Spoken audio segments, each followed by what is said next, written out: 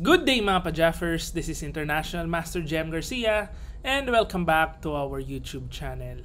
So ngayon po patuloy nating aaralin yung mga games ni Super Grandmaster Alireza Firouzja doon sa kanyang sariling tournament. No? So si Firouzja gumawa ng sariling tournament para mahabol po yung rating ni Super Grandmaster Wesley So para siya yung makapasok doon sa candidates tournament. So ayan po dito. Ito yung game number 5 at kapag nanalo si Firouzja dito ay tuluyan na pong overtake yung kanyang rating versus Wesley So. Ayan, so ang kalaban niya dito ay si Grandmaster Sergey Fedorchuk and yan po ay dating Super GM with the peak rating of 2680.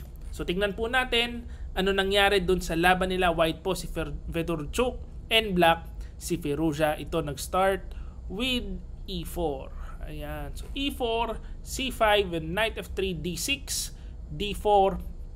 Pumasok po sila doon sa main line ng tinatawag na Najdorf opening. Ayan. So KN, Knight F6, Knight C3, A6, and then para H3, E5, at dito medyo positional play ang ginawa ni Fedorchuk, nag-Knight D E2. Ayan. With the idea po of G3, yan ang gustong gawin niya dyan eh. Tapos Bishop G2 and Bishop E3. Of course, yung Bishop dyan sa G2, doon po nakatutok doon sa weakness ng itim, which is yung D5 square. So, syempre, yan po ay alam na kagad ni Firouzja. Yan ang plano mo. Ang ginawa niya, nag-H5. Talagang aatakihin na kagad yung G3 pawn. So, nag-G3 pa rin, hindi pinansin. Bishop E7, develop, and B5. So ito po parang mga normal lang na linyahan sa Najdorf opening. Ayan, so nag-Knight D5. Ayan, pawn sacrifice kagad. Of course, hindi mo yan pwedeng capturein. Marami pong tactics ang mangyayari dyan. Pwede pinakasimple, Bishop G2 lang. Hanggang tagos, hanggang rook yan pagka kinain mo yan. So hindi po yan kinain. Ang ginawa, nag-develop lang, Knight BD7, Knight EC3, and Bishop B7. So normal development lang for both colors. So Bishop G2, Rook C8, and then pagka Rook C8, nag A4. Ayan, so binabasag na po dito yung queen side. Ang ginawa ni Firouzja, kumain sa gitna, kain, and then pagka Bishop takes D5, Queen takes D5. So sabayan po ang nangyayaring laban. No? So ito under attack yung C2 pawn, pero meron din namang counterplay sa B5. So syempre pag kinain mo yan, kakain dito, parang lalabas po, lalamang ang puti with the bishop pair. Tapos meron pa siyang outside passed pawn. So hindi rin po pwedeng kainin. Kaya ang ginawa dito ni Firouzja, nag B4. At yung B4 na yan, binigyan ng question mark ng engine. Pero yung parang way para kontrahin po yan, napakalalim at napakahirap makita with Bishop F1. Grabe.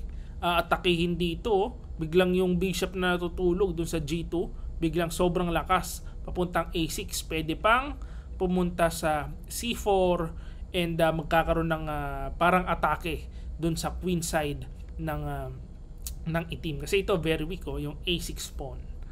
Ayan. Kaso ang ginawa, nag-castling lang eh. Siyempre, tirang tao lang. Castling, A5, and then nag-C3.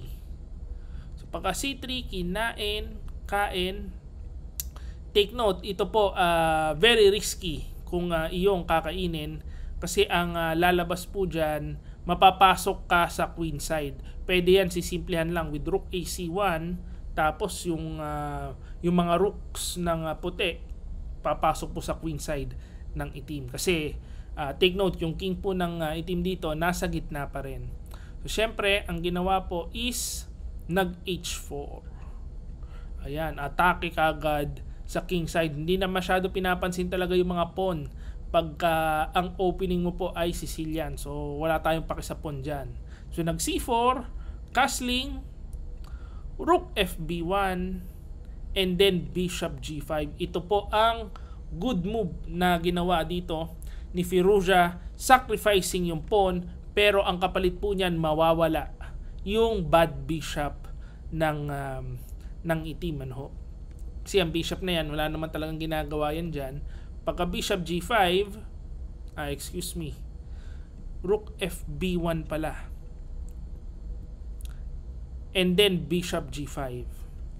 Ayan, pero ganun pa rin po ang idea, pawn sacrifice, kapalit yung bad bishop.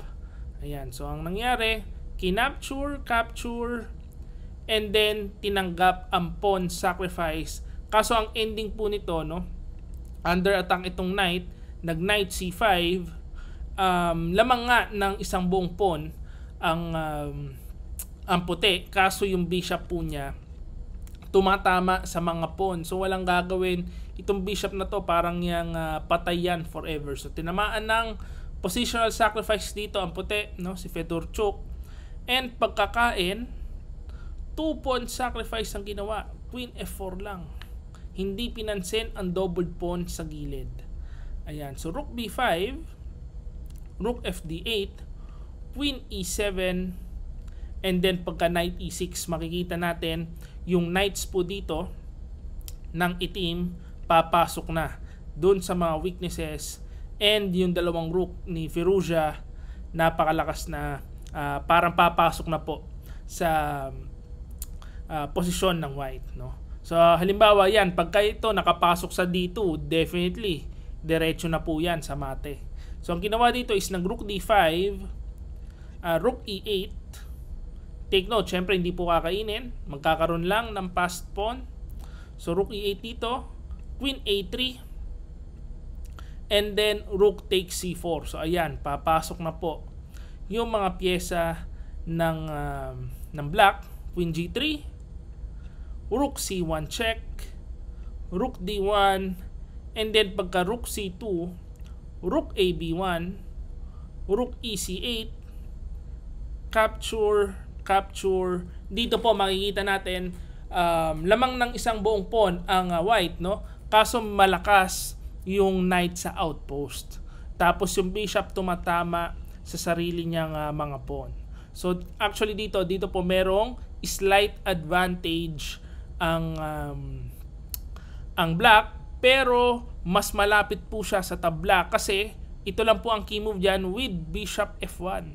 So pagka naka bishop f1 yan, makokontrol ng bishop yung knight, hindi po makakapasok at all. And ang worst case scenario niya siguro dito ay mababawi niya yung pawn, no? Pero mauuwi sa rook endgame, at alam niyo naman po ang mga rook endgame palagi po yan na uuwi sa tabla. Ayan, kaso ang ginawa dito ni Fedorchuk,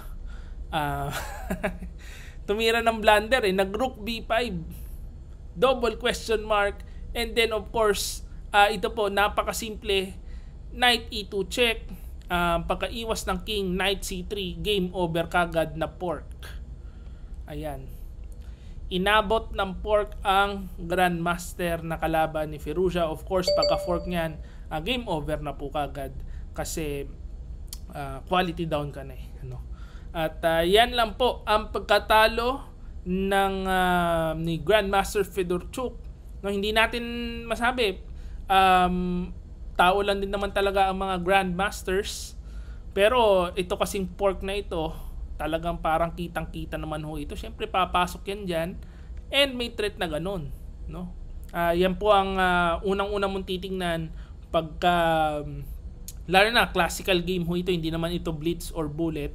Pagka blitz bullet, pwede mo pa humamiss yan, pero mahirap na kasi parang automatic ang move dito, no. Bishop f1, control lahat.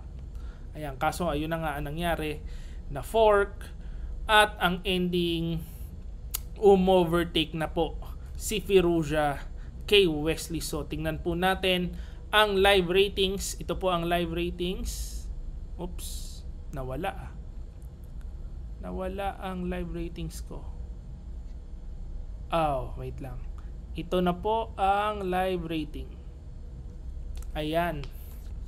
So ang live rating, Wesley So with 27.57, Unfortunately, si Firouzja talagang hinabol yung rating ni Wesley. 27-58 na po. And meron pa siyang 1 game remaining. Ang kalaban niya ulit si Fedorchuk. Baka umabot siya ng around 27-60 pagkatapos nitong tournament na ginawa niya para sa kanyang sarili. So actually ito po, itong tournament na ito talagang under contention ito.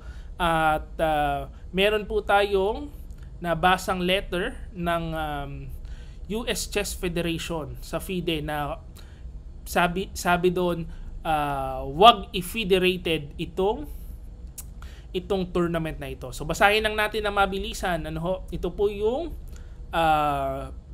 letter ng US Chess President na si Randy Bauer kay President Dvorkovich ng FIDE. Ayan, so basahin natin.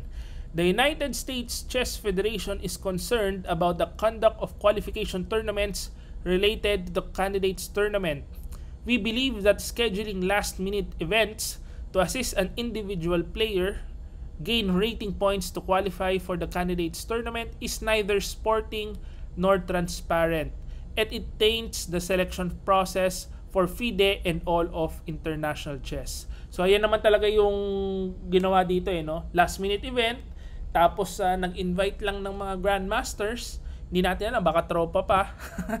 Mga kaibigan, alam niyo na yon, no? So as you know, we are supportive of the recent changes made to qualification for the cycle. We believe in the power of the biannual cycle to select the best players to compete. Just missing a qualification is no doubt frustrating for the players, but the cycle is intended to provide an open and fair competitive environment for all players. Organizing a last-minute event that is practically non-inclusive goes against the spirit of fair competition. Ayan. So we continue to believe that when the final selections are made, the players should be those who throughout the cycle are deserving of the honor of playing in the candidates tournament. There will also undoubtedly be many great players who will miss out. Because of this, we believe it is imperative that the selection criteria are clear and transparent and have widespread support within the FIDE family. Ayan, ito po yung importante dito sa letter.